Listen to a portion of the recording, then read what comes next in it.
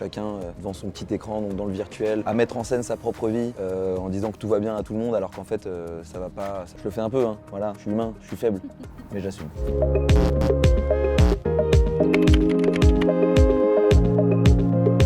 Je trouve qu'on est tous égaux vis-à-vis de notre époque en fait, et notamment vis-à-vis de nos téléphones portables, nos internets, nos ordinateurs. On est dans une époque très individualiste par rapport aux années 70, c'était vraiment une époque collective, communautaire.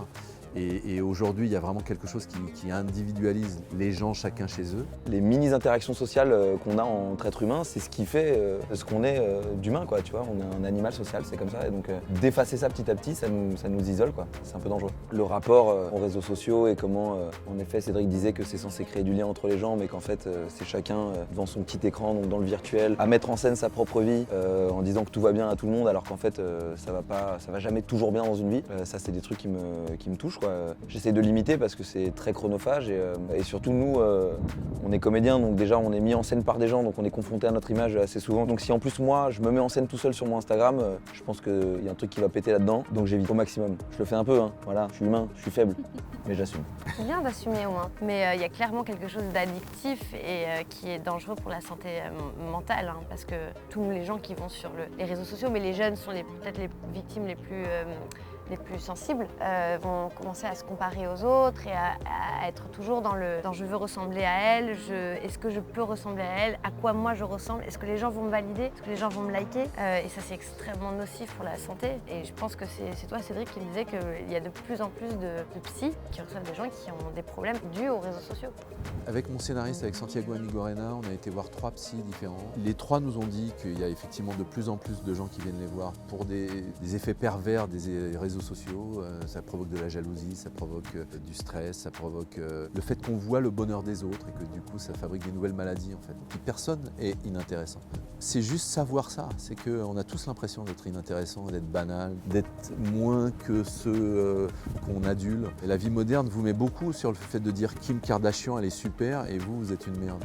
Non, moi je crois pas. Moi, je n'ai jamais été personnellement sur les applications de rencontres.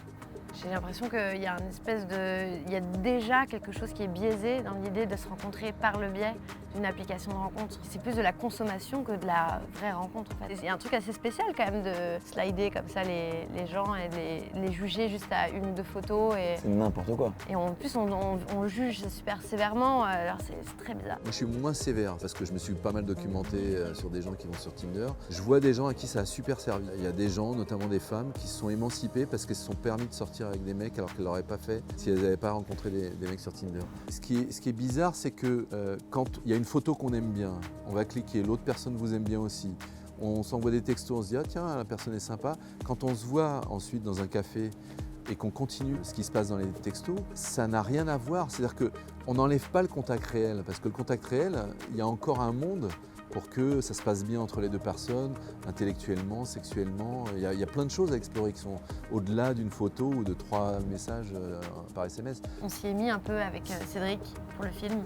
Lui, il avait les garçons, moi j'avais les filles. Et au contraire. Au contraire. On cherchait les garçons, lui cherchait les filles. Non, mais c'est un scoop pour moi aussi, hein. Tout le monde est... Bon, on est obligé de tout Bon, il faut raconter. le dire. On va mettre carte sur table.